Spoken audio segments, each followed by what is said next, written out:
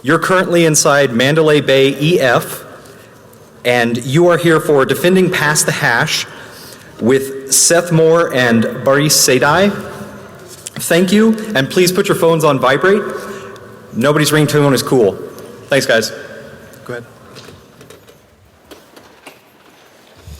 ahead. Good morning. We're here to talk about mitigations for past the hash, which are in Windows 10. So past the hash is really a term which kind of gets applied to multiple attacks, all of which encompass credential theft, which is at the heart of many high-profile attacks today. A couple of years ago, we had US newspapers such as the Wall Street Journal, New York Times were breached. Just last year, I believe, Sony Pictures, right around the release of The Interview, the movie, they had a big-time breach, lots of data dumped out they didn't want external. And then kind of my personal favorite, just because it's kind of a movie heist, is the Carbonac Group. And these guys made off with $1 billion by deeply infiltrating bank networks and computers and essentially setting up time drops at ATM machines. And they would just walk up, make a small withdrawal, and actually walk off with hundreds of dollars instead of $20.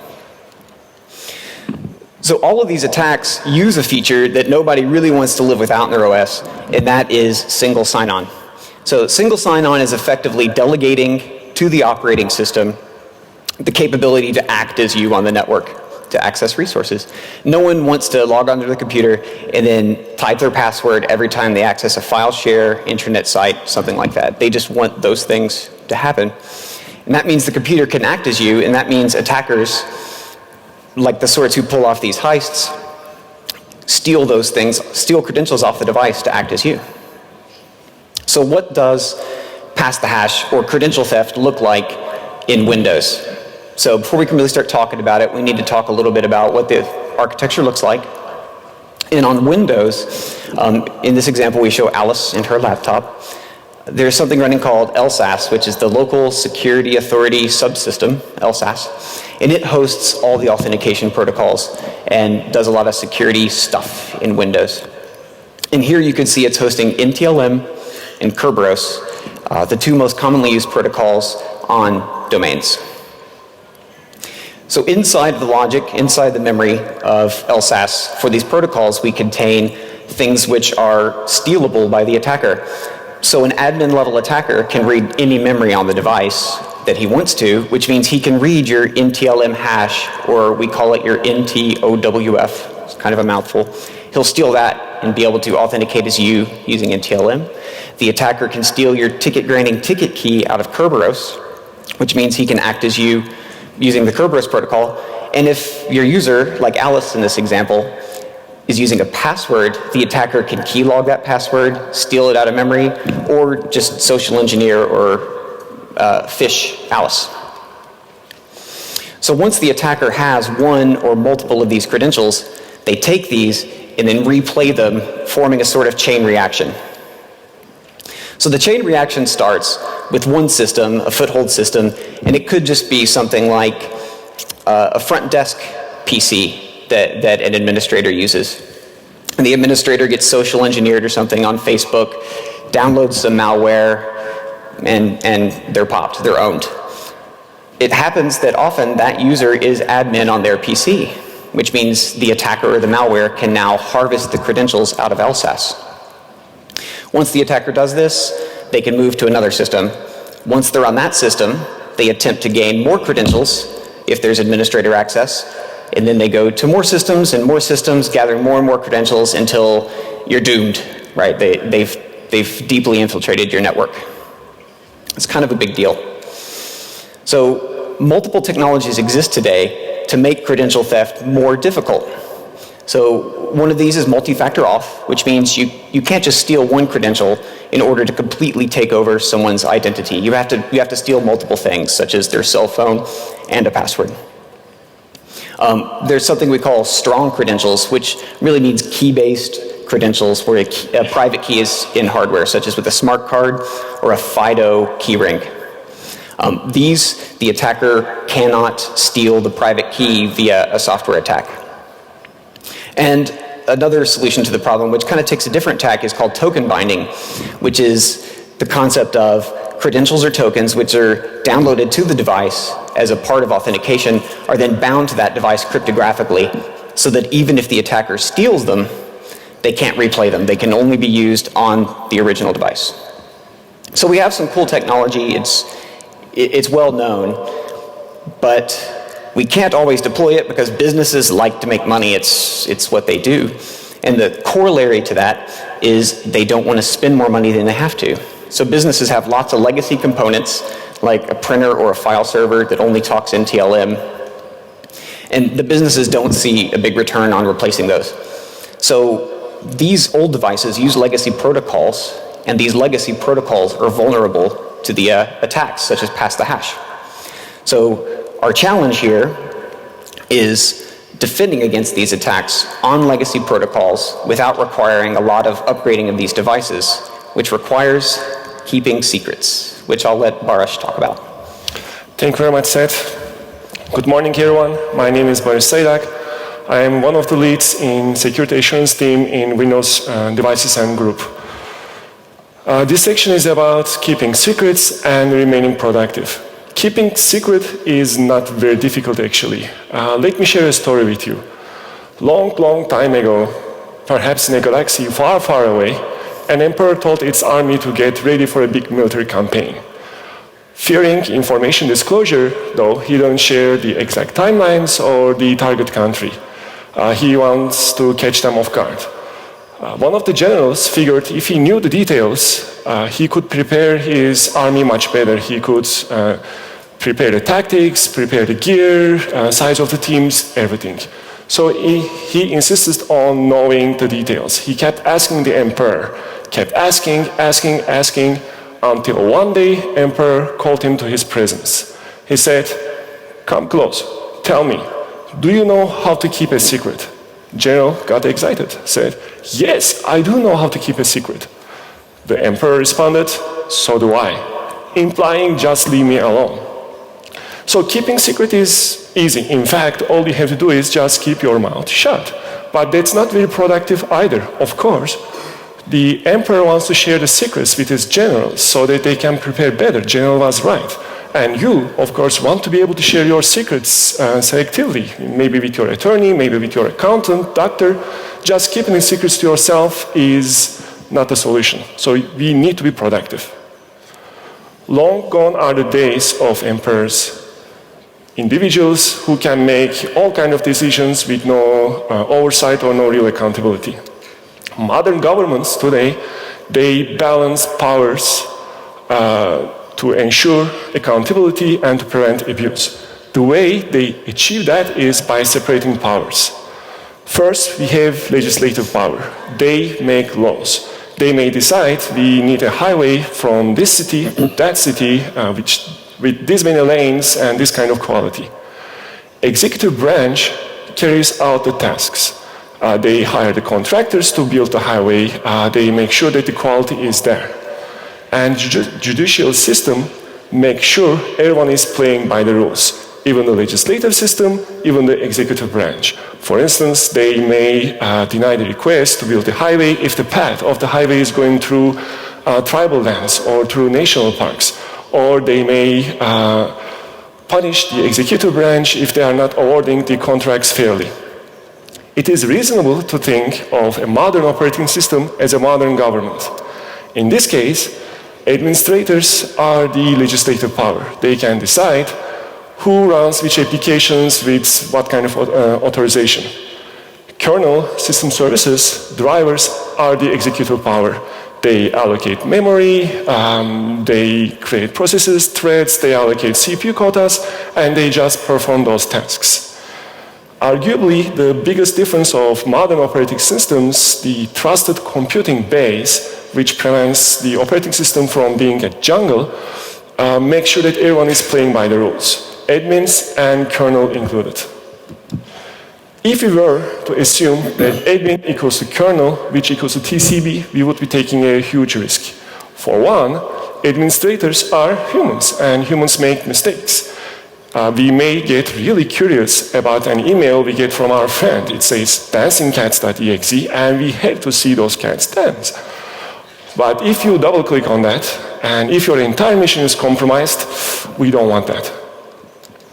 Also, who says administrators can be trusted at all times? They cannot be. Humans can play foul. Think of the gaming scenarios, anti-cheating point of view, or software licensing point of view. Or think of multi-tenant scenarios. Who says this administrator is the only administrator on the system? That may not be the case. There may be other administrators with certain security expectations. And who says this system is the only system on this hardware? There may be virtual machines with certain security expectations. So, admins being equal to TCP is no-go. Kernel, on the other hand, one may argue, is just software, and like humans, they don't make mistakes. Maybe, but kernel is a big attack surface. In a typical operating system, there are hundreds, if not thousands, of system calls and ioctls. There's a huge attack surface. And in most operating systems, kernel is shared between OS and third-party drivers. And these third-party drivers may come from companies with questionable security policies. This is not a new problem. Microsoft, Windows tried to solve this in the past. One of them is authenticode or kernel mode code signing. In principle, we are putting a reputation of an authenticated identity on the line. I trust Microsoft, Microsoft signed this piece of code, hence I trust this piece of code. That's well in theory, but in practice, strong verification of publishers by certificate authorities is questionable at best. And if one of them makes a mistake, revocation of the certificate is slow and a hard process. So this can't be the ultimate solution. Protected process, PP, or protected process like PPL, introduced in Windows Vista and Windows 7, in principle protects certain user mode processes, sensitive processes from the rest of the user mode, including the admin. If administrator tries to access, for instance, LSA-SS process by injecting threads, it is blocked at the kernel. Or if it tries to read memory, write memory, it is blocked at the kernel. The problem is, it all boils down to kernel, and as with just so, kernel cannot be the source of truth because of its attack surface, of its complexity. PatchGuard was designed to protect kernel itself. It limits what kernel mode can do in kernel. However, it is heuristic-based, and we are playing catch-up with the hackers. So that's not fail-safe. Furthermore, PatchGuard doesn't protect drivers from other drivers. Listen, I am proud of these technologies. These are designed and developed by people smarter than I am. These are good technologies, but they all have a fundamental flaw. They rely on software. We should root our security on something harder, something firmer. Let's take a quick look at hardware. In the long distance, on x86 and x64 systems, they have a single address space. Kernel ran in ring 0, and ring 0 had access to entire addressable physical address space. So if you get code execution in kernel, it means that you have the kernel, you have the God mode. With the hypervisor, we had another abstraction layer. It is similar to rings, but it is not implemented by the rings. There's nothing to do with the rings. It sits below them. Therefore, it's also known as ring -1. It roots its promises on hardware and on firmware. The difference from ring 0 is that it is very small, very, very, very small. Therefore, it is much easier to protect, and it is much easier to secure.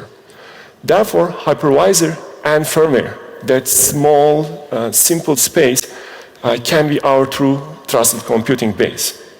Now we have a place to store our secrets. But as I mentioned, the only goal is not storing the secrets, also being able to process them, to do something with those.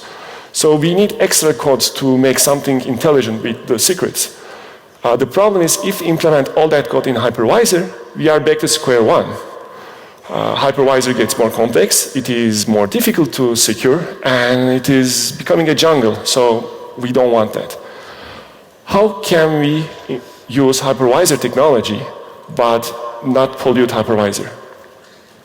Let me introduce virtual trust levels.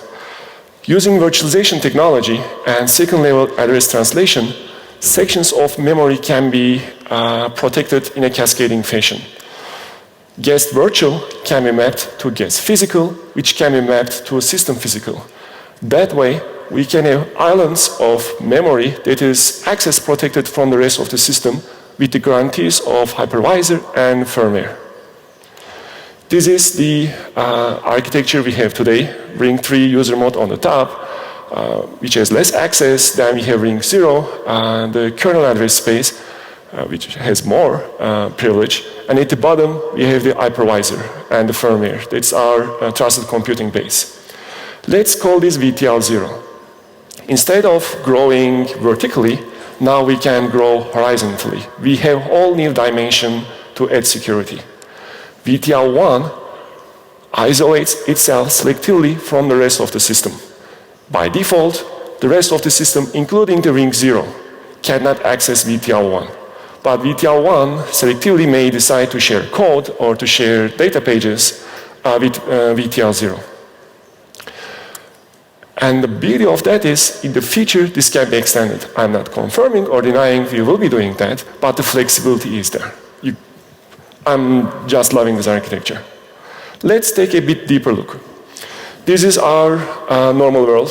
Today, we have threads running in processes, making calls in the kernel for executive branch support, and we have hypervisor keeping everyone in line.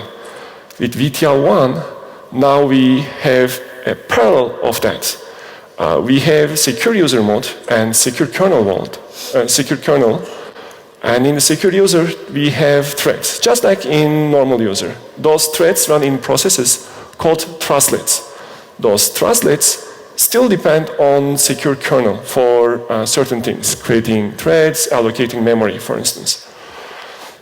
Secure kernel, in turn, relies on the normal kernel. I will explain the interaction in the next slide, but we are trying to reuse a lot of code to make the secure user and secure kernel as small as possible.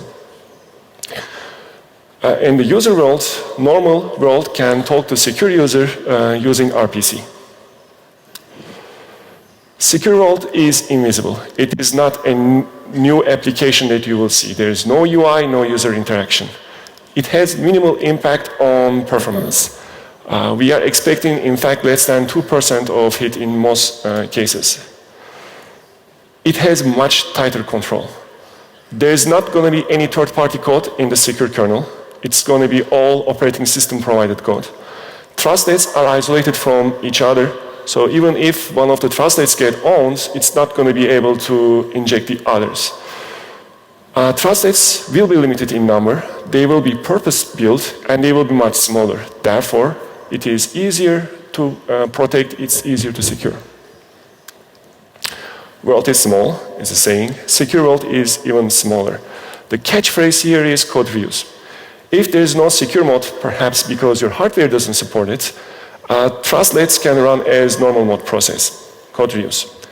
Secure world relies on enlightened normal world and does for many things.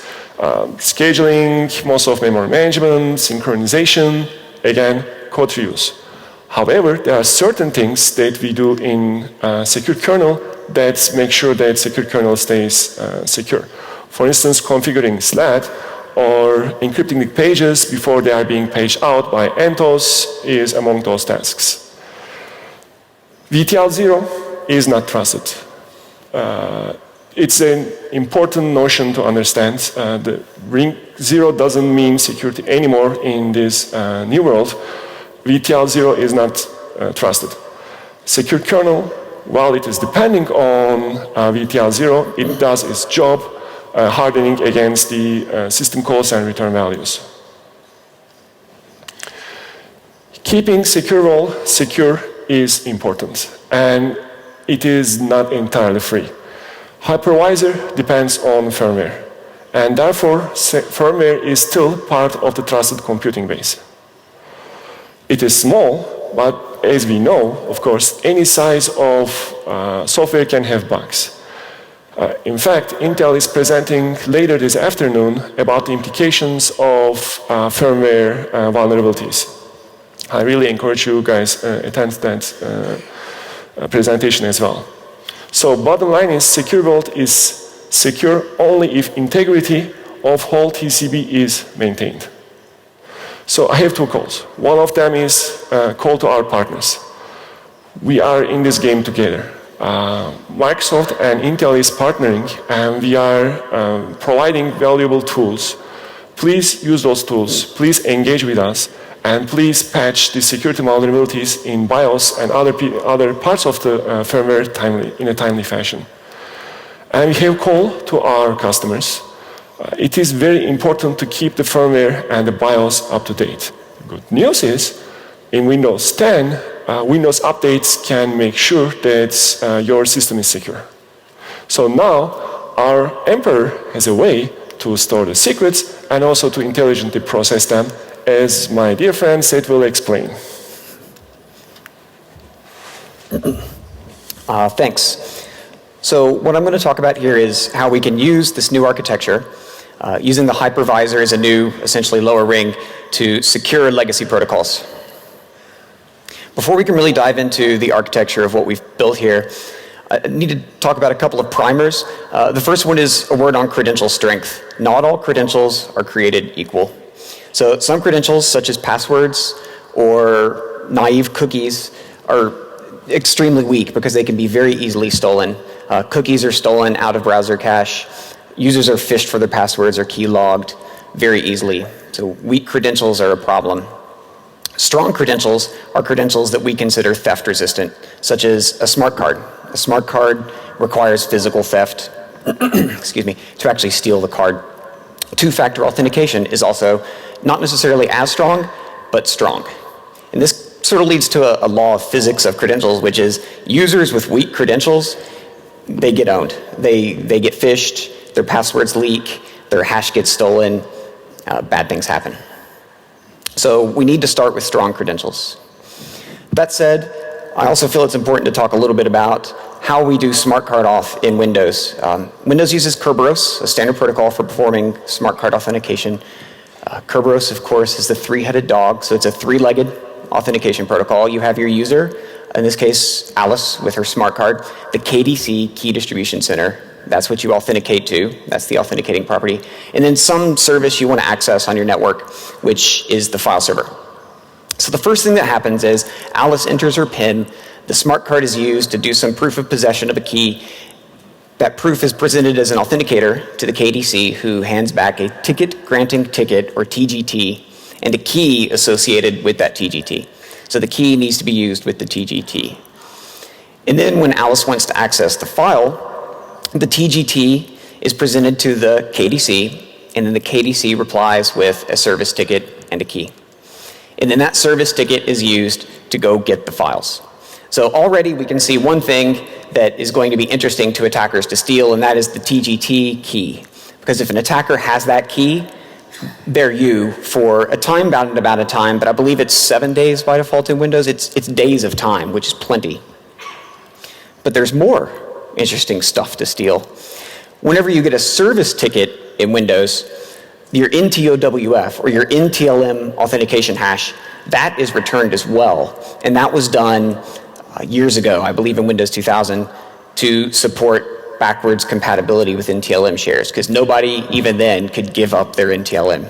So now we've talked about two things in this diagram that are vulnerable to theft. So how do we protect those things? Well, this is sort of a zoomed-in version of the architecture Baris was talking about earlier, where we have the attacker. You can see that he is unable to access memory in IUM, or secure world.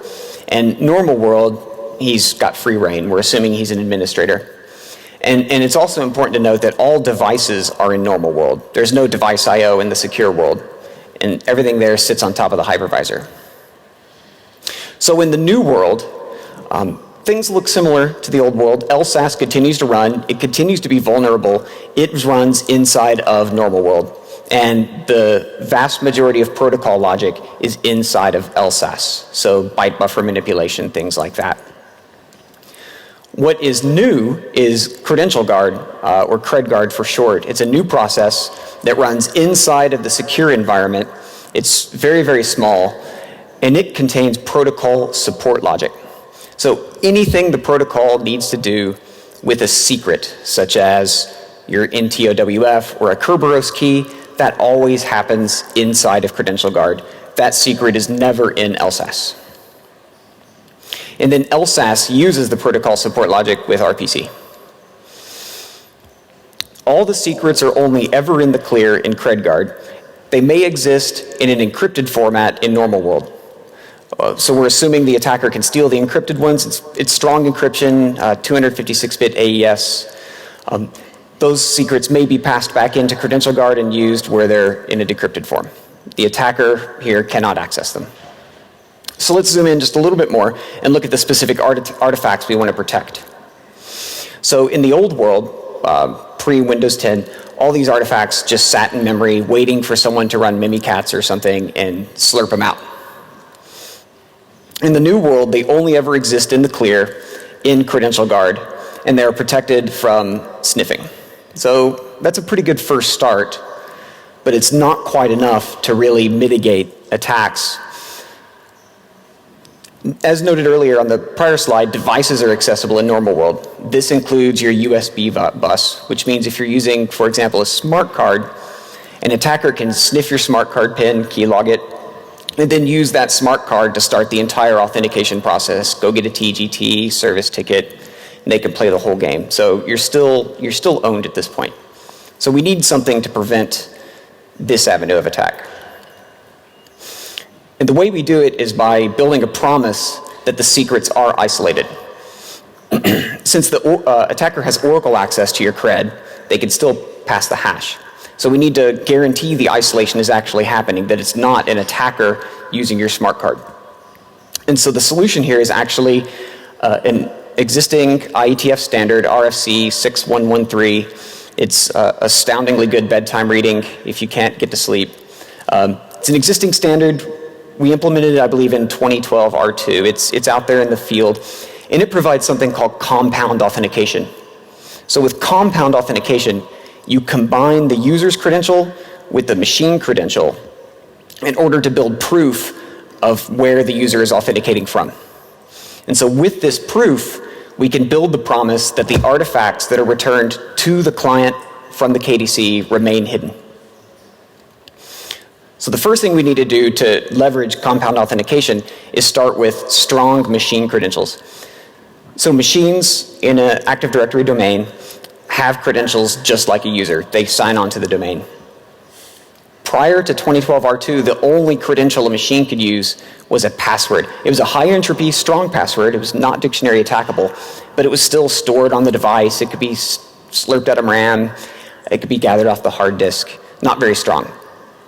So what we need to do is use a private key, which is owned inside of Credential Guard, and that way we prevent attacker access to the key. So by combining this stronger machine authentication with a strong credential with compounding, which is provided by Kerberos Fast, and 2012 R2, that level of functionality, we can apply what we call an authentication policy, which dictates which systems a user is actually allowed to authenticate from. So let's talk a little bit more about exactly how this compound authentication works. So first we start with the machine ID key.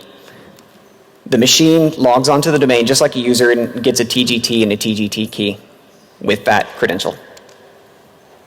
From the machine TGT key, we now derive what we call an armor key. It's really a sort of proof of origin key that says, yes, I'm coming from a system which has access to this machine TGT.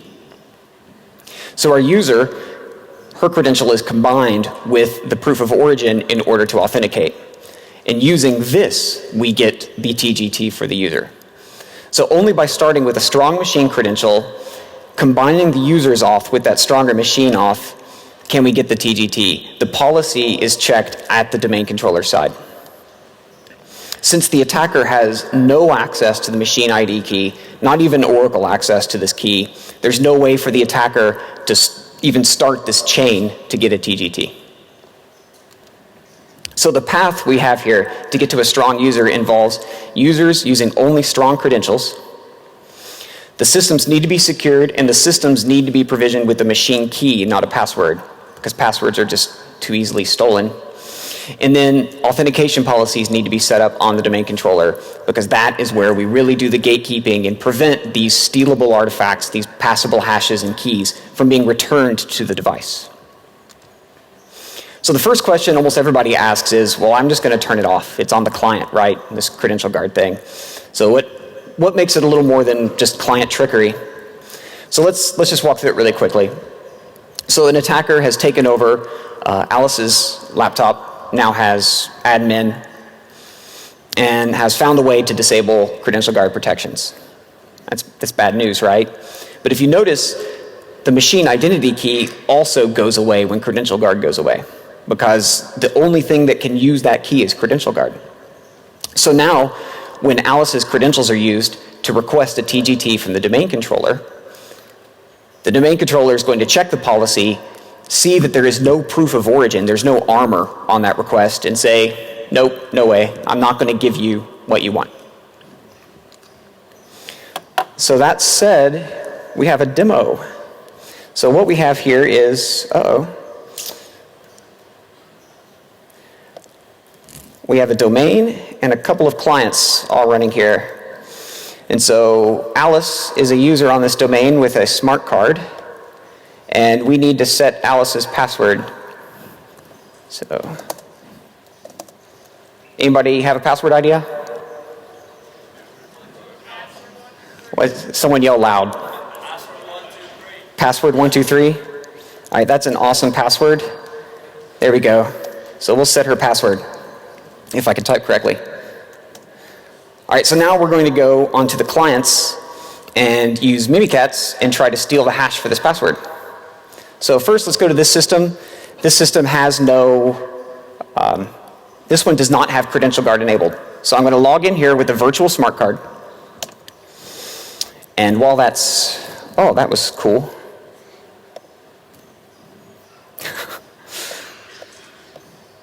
All right. And then I've got a second system here with credential guard on, because I like T-Rexes better.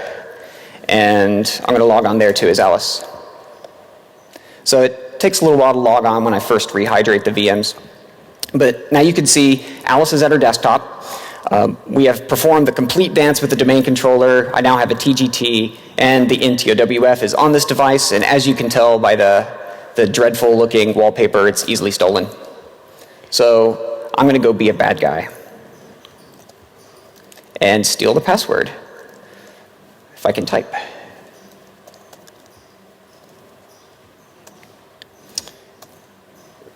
So the first thing we need to do is see what Alice's hash looks like. So I just got a little tool here that will dump the MD4 of the password, the NTOWF. So here we go. A9FD. We'll just remember the first four. That's good enough. So let's run trusty old Mimikatz and see if we can find that hash.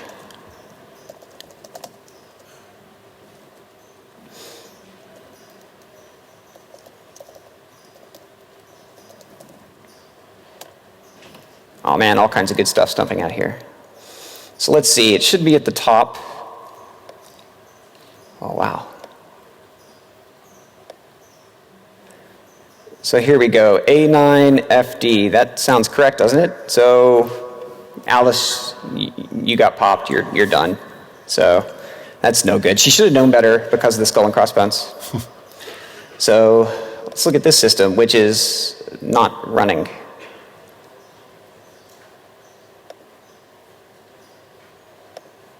So I should make it be known that Credential Guard currently is not actually supported in the RTM build, in the initial build of Windows on VMs. We have some private bits here to make things work. So let's log in over here. Let's be Alice again, except this time we're on the secure system. And so let's go run Mimikatz, and we'll see what it dumps out of LSA memory.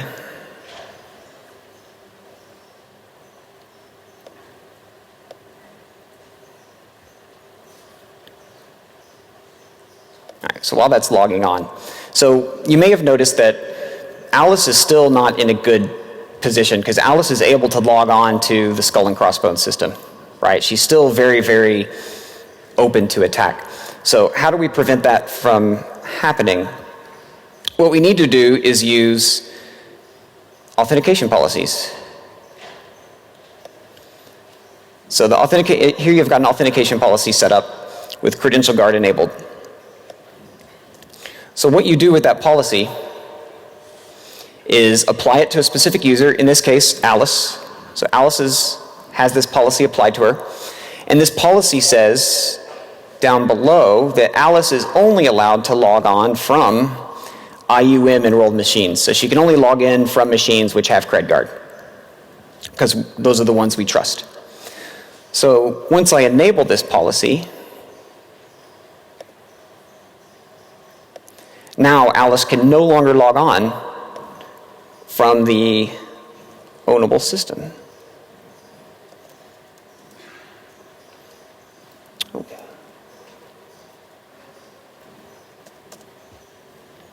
So while that's happening, let's go back over here.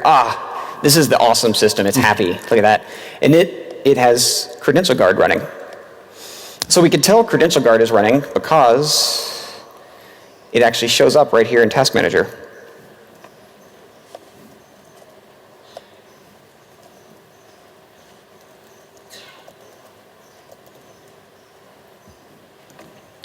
All right, so here we go. Credential Guard, it's running, eating a little bit of memory, waiting for you to authenticate. So Credential Guard's running, so let's see what Mimikatz dumps out now.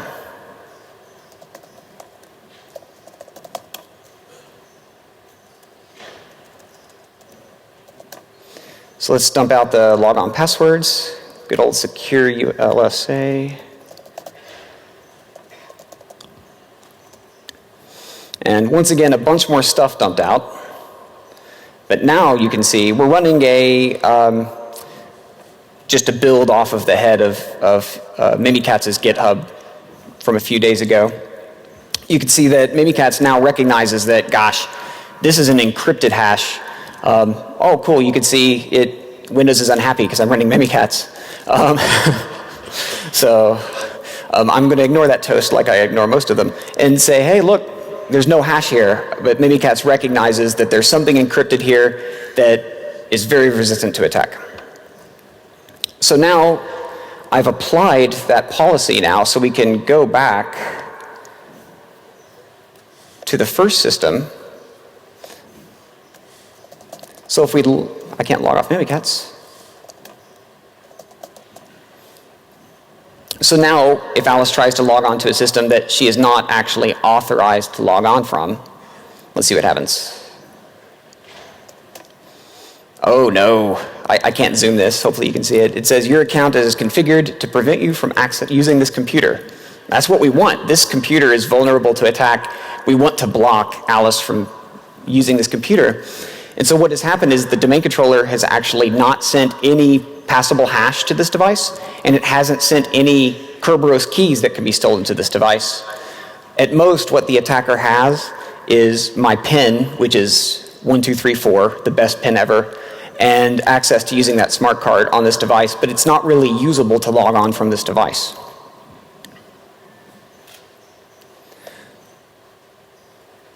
So that all said, I did show you the group. We're doing a little bit of, I call it cooking show magic, where I kind of opened the oven and pulled something out. There's a cake. The machines are in groups, which is kind of weak. So the way we want people to actually use this is by enrolling machines with a certificate. And that certificate needs to contain a specific OID. So as of Windows 10, the certrec tool, the built-in tool, now has the capability to enroll the machine with a certificate and key. So what happens is an RSA 2048-bit key is generated, and then a certificate signing request is made, and the device gets a certificate that it uses to authenticate. And this certificate contains an OID, and then we map that OID to the group. So the proof really comes not from the machine itself, that you just trust this machine and you know it's configured right. The proof comes from only Credential Guard on that machine has the certificate enrolled, and it is the only thing that is able to actually get that OID. And since it's the only thing that can get that OID, it's the only thing that meets the authentication policy and allows Alice to log on. Yeah, so that pretty much wraps up the demo. So I want to reiterate, we have designated steps to mitigating many known attacks, such as running Mimikatz or maybe Metasploit or something on a system. And I just want to go over really quickly what these steps are. The first thing you got to do is get rid of terrible protocols like MSChat v2 and NTLM v1. Those are really the same protocol, but they're terrible. They basically just blast your NTLM hash on the network with really poor encryption. I think 57-bit DES or something like equivalent DES. It's very weak. Users need to use strong credentials. Smart cards are good. Virtual smart cards are good as well. Devices need to support IUM, of course. There are hardware requirements, which we have documented. Windows 10, IUM support needs to be enabled. The Credential Guard cert, everything needs to be enrolled. All the documentation for the setup I've demoed here is online imminently. I was hoping it would be online before Black Hat. It's not there yet, but you'll be able to find it at microsoft.com/pth. And from there, you can download the documents and set this up yourself. And it's ready to be tested in RTM now. Windows 10, download it, try it out. We'll have little time for questions, but before we get to that, I wanted to give thanks to some folks. One is the Microsoft VSM team. A lot of smart kernel guys, a lot of smart hypervisor guys, memory manager dudes. Worked really hard to make this platform. And Credential Guard's just something that we've developed on top of it, that we run on it.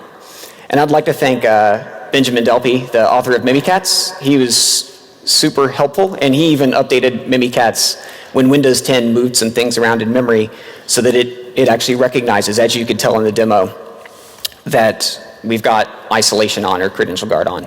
So thanks to those guys.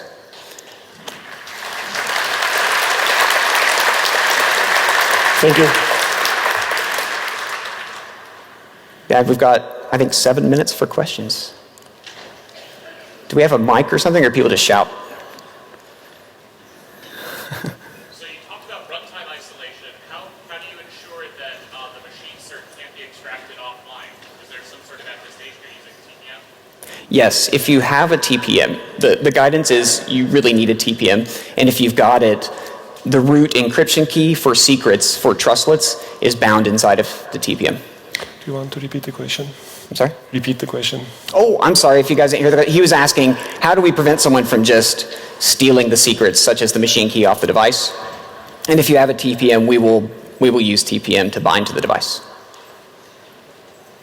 I understand that the actual keys on TPM are on the actual disk and not all on the actual hardware. How do you protect the keys even though they're on the hardware? Okay, so he's asking, he says he understands that the keys themselves for TPM are actually stored on the disk and not in the TPM. My TPM foo is not super strong. I think you're right. But what's on the disk itself is actually encrypted. So you have to import the keys off the disk into the TPM, and you get a handle to that key, and then that's what you use. So even if you steal the long-term storage of the keys for the TPM keys off the disk, they're encrypted. Is that? Yeah. Is Credguard in all builds of Windows 10 or just Enterprise? It is SKU limited. It's not in all builds. Oh, he asked, is Credguard in every build of Windows? It's on enterprise builds and education builds. I know, and I believe all server builds. The documentation, trust it when it's on the website more than me. Yeah, don't throw rocks at me if I get that wrong. Will there be additional support for virtualization so that this can be used on servers that are in a virtual environment? The question is if there's going to be any support for server scenarios. Yes, there's going to be. It is planned. That's for VSM. Currently for Credential Guard, it's primarily a client-focused mitigation. Does the domain need to be updated in any way to support the new pieces? So that's an awesome question. He asked if the domain needs to be updated. We do rely on features in 2012 R2. So yes, you do need to be new, and that's newer than what many customers are, unfortunately. It does not have to be Windows 10 though. What's the plan for releasing the private bits for the Hyper-V that lets you run DSM thresholds inside VMs? I'm sorry, I didn't quite get the Yeah. question. What's the plan for releasing the Hyper-V bits that allow you to run FriendGuard inside of the VMs once that's not possible? Yeah, the question is, what is the plan for releasing the Hyper-V version that lets us run CredGuard in a supported fashion and not like the little hack we were doing here? It's going to be a server release.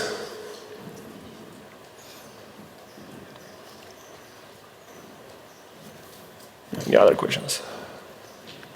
You have to implement Microsoft CA to use this? Oh, the question is, do you have to implement the Microsoft CA?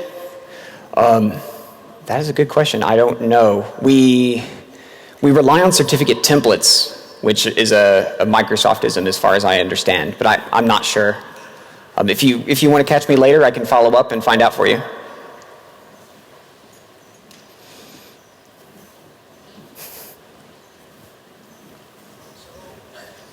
Baris, you mentioned an effort underway to generate better and more secure code for firmware. Yes. What kind of confidence can we have that that's actually going to happen at the level of assurance that you need as a trusted database? The question is, since all this depends on hardware and firmware, and since firmware is basically software, how much assurance we can get from this entire system? It's a good question.